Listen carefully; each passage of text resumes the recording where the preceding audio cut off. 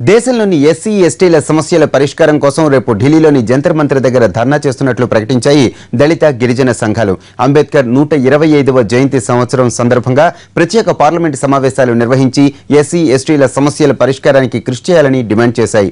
దళితులు, గిరిజనుల ఆర్థిక, సామాజిక, రాజకీయ వివక్ష సమస్యలపై నిరంతర పోరాటం చేస్తామని సంఘాలు హెచ్చరించాయి.